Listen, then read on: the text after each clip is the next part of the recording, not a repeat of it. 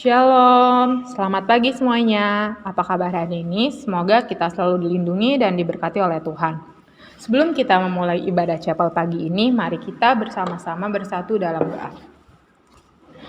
Tuhan yang baik, pada pagi hari ini kami akan memulai chapel ibadah hari ini. Kiranya Engkau memberkati ibadah dari awal, pertengahan hingga akhir ya Bapa. Kiranya Engkau memberkati hati dan pikiran kami. Mampukanlah kami untuk memuji dan memuliakan nama-Mu selalu ya Bapa. Di dalam nama Tuhan Yesus kami telah berdoa dan mengucap syukur. Haleluya. Amin. Untuk memulai chapel ini, mari kita angkat lagu pujian Yesus Kekasih Jiwaku.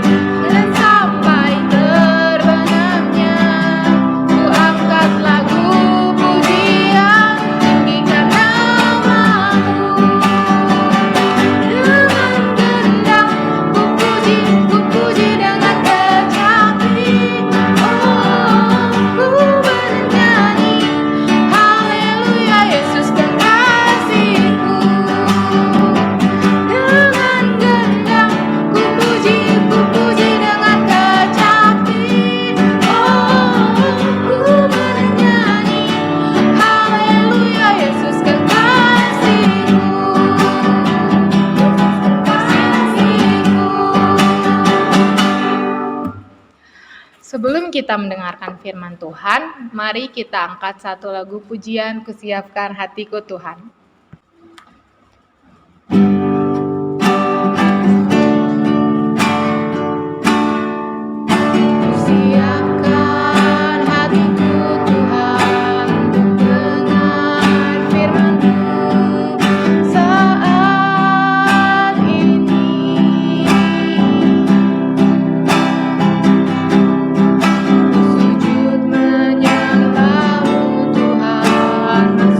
Hari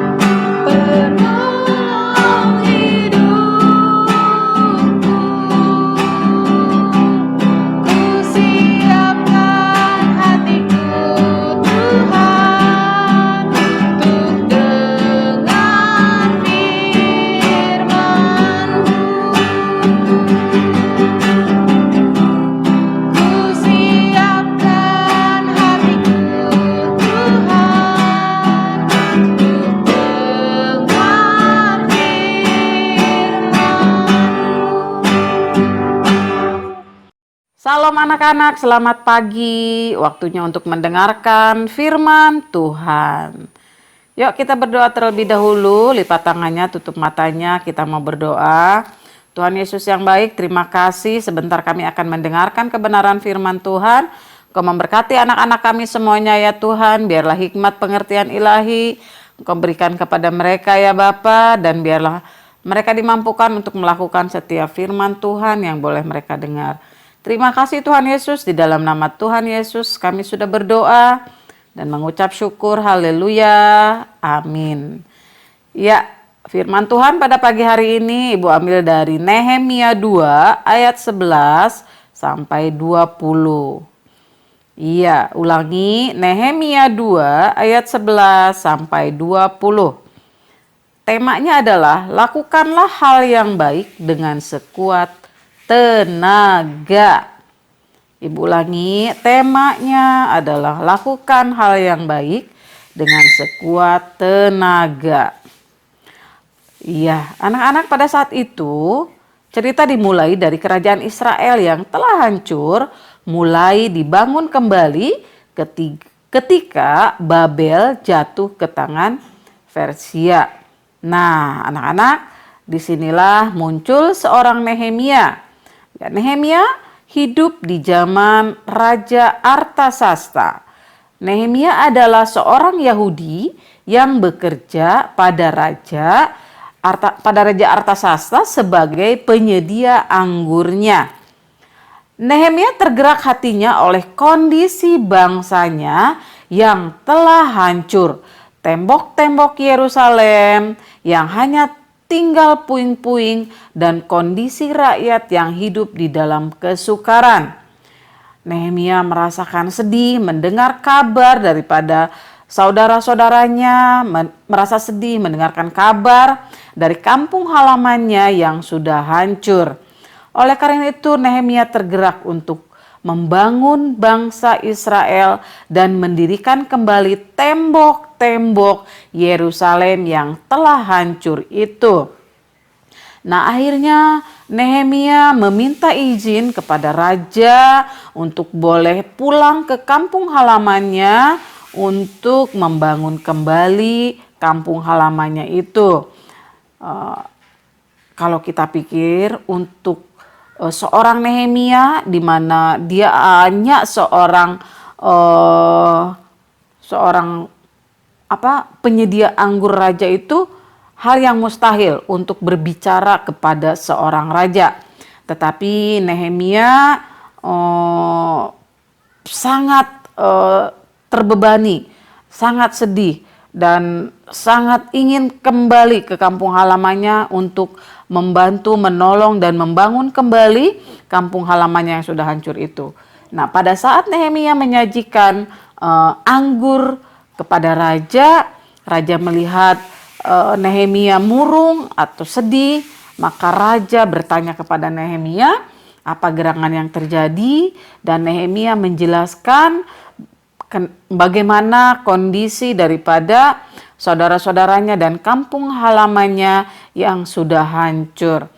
Akhirnya apa? Nehemia meminta izin kepada raja, dan puji Tuhan karena Nehemia disertai oleh Tuhan, raja mengizinkannya untuk Nehemia kembali ke kampung halamannya. Bahkan raja membantu Nehemia dengan memberikan atau membuatkan surat kepada Nehemia untuk melakukan perjalanan, sehingga apabila Nehemia melewati daerah-daerah yang akan dilaluinya tidak mengalami hambatan. Ya, oleh sebab itu raja membuatkan surat kepada Nehemia untuk bupati-bupati di mana daerah-daerah yang boleh dia lalui. Selain itu juga raja memberikan bekal atau memberikan kayu-kayu kepada Nehemia untuk boleh membangun bangsanya itu. Nah, akhirnya apa? Sesampainya di Yerusalem, Nehemia tidak langsung melakukan pekerjaannya atau rencana semula dia akan membangun tembok-tembok daripada Yerusalem itu yang sudah hancur, yang tinggal puing-puingnya. Tetapi Nehemia menyelidiki dan menganalisa terlebih dahulu apa yang harus atau apa yang terlebih dahulu harus dia lakukan atau harus dia bangun. Ternyata apa anak-anak, yang harus dia bangun adalah mental daripada bangsa Israel itu sendiri yang sudah hancur juga. Jadi Nehemia berpikir percuma saja membangun tembok-tembok kota kalau mental daripada rakyatnya tetap hancur. Oleh karena itu Nehemia memberikan motivasi kepada para pemimpin Israel dan mengajak mereka untuk membangun kembali negeri di mana mereka ada, di mana mereka tinggal. Nah, setelah mereka siap, baru Nehemia melakukan pembangunan tembok Yerusalem itu. Nah, anak-anak, tetapi apa yang terjadi? Tugas Nehemia ternyata mendapat hambatan, mendapatkan rintangan atau halangan. Karena ada orang-orang yang ternyata tidak suka kepada bangsa Israel dan tidak ingin bangsa Israel bangkit kembali. Mereka adalah orang-orang yang membenci, ya, yang istilahnya kalau melihat orang berhasil mereka tidak mau. Oleh karena itu mereka menghalang-halangi dan ingin menggagalkan pembangunan Yerusalem di mana Nehemia sudah merencanakannya. Dan mereka menghina bangsa Israel dengan mengatakan bahwa bangsa Israel melakukan hal yang bodoh, ya. Istilahnya, wah kamu bodoh. Kamu ngapain membangun tembok Yerusalem yang sudah rapuh? Nah, bahkan mereka menuduh bahwa bangsa Israel itu melakukan pemberontakan terhadap raja atau terhadap kerajaan. Apa yang dilakukan oleh Nehemia? Nehemia tidak menyerah.